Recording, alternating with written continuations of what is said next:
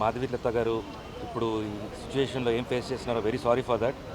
ఎందుకంటే ఒక మారల్ సపోర్ట్గా చెప్పగలుగుతాను తప్ప తన తన ఫీలింగ్స్ని అంటే ఎలా సాటిస్ఫై చేయాలో అర్థం కావట్లేదు. But what ever she's facing and what ever she's said ఇప్పుడు మీ అందరి ముందు చెప్పింది. తను ఆల్మోస్ట్ 2 డేస్గా నాకు చెప్తూనే ఉన్నారు. అండ్ ఎంత పెయిన్ ఉంది అనేది ఉండండి చేతిలో ఎంత పెయిన్ అనేది యాజ్ మనందరికీ సిస్టర్స్ ఉన్నారు, మదర్స్ ఉన్నారు. 100% మదర్స్ ఉండాలి.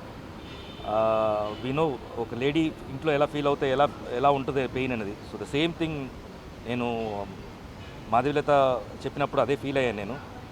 అండ్ ఇట్స్ ఇస్ అన్ఫార్చునేట్ ఇలా పెద్దోళ్ళు ఎంతో ఎక్స్పీరియన్స్ ఉండేవాళ్ళు ఇలాంటి మాటలు మాట్లాడటం అసలు ఏమీ తెలియకుండా. బేసిక్గా వచ్చేసి మీరు ఒక పోస్టర్ చూసి మాట్లాడుతున్నారు, బట్ ఆ పోస్టర్ అనేది దాని వెనక క్రియేటివిటీ ఉందండి. అది అలా ఉండదు జనరల్గా. మేబీ అది మీకు ఐడియా లేకుండా మనం చెప్పేస్తున్నారేమో. It's all creativity. ఇప్పుడు ఏదైనా ఒక పోస్టర్లో కానీ లేకపోతే ఒక ఫేస్ ఇంట్లో స్కార్స్ కానీ అది నిజంగా ఉండవు, అవన్నీ మేడప్ అవి. సో ఫస్ట్ బేసిక్గా నేను ఎక్కువ డీటెయిలింగ్ వెళ్ళట్లేదు, ఎందుకంటే నిజంగా కొన్ని మనం మాట్లాడి కూడా చాలామంది పిల్లలు కూడా చూస్తుంటారు ఛానల్స్ని. సో నేను కొంచెం లిమిటెడ్గా మాట్లాడుతున్నాను. అండ్ నాకు ఎప్పుడు అనిపిస్తుంది ప్రతి ఒక్కసారి పొలిటీషియన్స్ డిఫరెంట్ పార్టీస్ ఉన్నాయి, మీరు ఒకరు వచ్చేసి అట్ లాస్ట్ మీరు జనాల కోసమే మాట్లాడతారు అంటారు, కానీ ఎక్కువగా వెళ్ళిపోయి పర్సనల్ లైఫ్కి వచ్చేస్తున్నారు. అదేంటో తెలియట్లేదు. అది ఒక నాకు తెలిసి ఒక 12 ఇయర్స్గా స్టార్ట్ అయింది. అది ఎక్కువ పర్సనల్ అటాక్స్కి వెళ్ళిపోతున్నారు అండ్ సినిమా ఇండస్ట్రీకి మీదకి వచ్చేస్తున్నారు.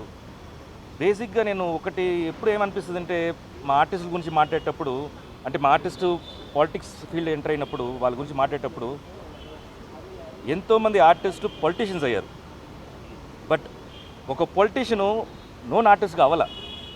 సో మా ఇండస్ట్రీ ఇంకా టఫ్ మీ పాలిటీషియన్స్కి ఇక్కడ, ఎందుకంటే ఒకరికొకరు తిట్టేస్తే పాలిటిక్స్ అయిపోతుంది. అది దట్స్ పాలిటిక్స్ ఈ రోజుల్లో.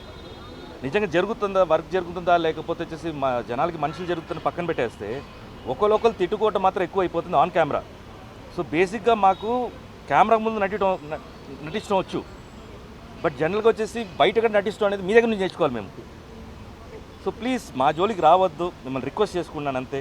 మీకు పార్టీ రకంగా లేకపోతే పాలిటిక్స్ రకంగా మీరు ఏమైనా మాట్లాడుకోండి, కానీ ఇండస్ట్రీని లాగొద్దు. దీంట్లో ఇండస్ట్రీ అమ్మాయిల్ని ప్లీజ్ లాగొద్దు. బికాస్ బతుకుతారం ఏమో అంటున్నారు, కానీ వాళ్ళు నిజంగా వచ్చేసి ఎంతో పెయిన్ఫుల్గా ఇండస్ట్రీలో లోపల వచ్చి ఆ తెర మీద వాళ్ళ ఫేస్ రావాలంటే దాని మీద ఎంతో కష్టం ఉంటుంది, డెడికేషన్ ఉంటుంది.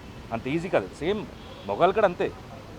It's not only the passion, this lot of time, lot of ఏం చెప్పాలి, అంటే మీకు టెక్నికల్గా చెప్పాలంటే ఆడిషన్స్ అని అంటారు అండి.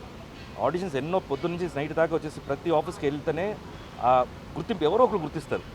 So it's not that easy. So please మీ అందరికి రిక్వెస్టే, ప్రతి ఒక్కరికి నేను ఇండివిజువల్గా చెప్పట్లే, ప్రతి ఒక్కరికి రిక్వెస్ట్ చేస్తున్నాను, ఇండస్ట్రీ జోలికి రావద్దు please. Thank you so much. Sorry, the main ఇదేంటంటే ఇప్పుడు మాధవీలత గారు కొంచెం కంప్లైంట్ లెటర్ ఇచ్చారు. మా ప్రొసీజర్ ఏంటంటే ఇప్పుడు మేము ఈసీ మీటింగ్ కండక్ట్ చేసుకోవాలి. సో ఈసీ మీటింగ్ ఇది ఎమర్జెన్సీ కాబట్టి మేము ఒక ఈసీ మీటింగ్ కండక్ట్ చేసుకొని విష్ణు గారు, మేము కమిటీ మెంబర్స్ అందరూ కూర్చొని మాట్లాడుకొని దీన్ని మాకు ఈవెన్ ఈ కమిటీ ఉంది, మాకు వచ్చేసి డిసిప్లినరీ కమిటీ ఉంది. డిసిప్లినరీ కమిటీ వాళ్ళ ఒపీనియన్ కూడా తీసుకొని మేము ముందుకు వస్తాం. Thank you.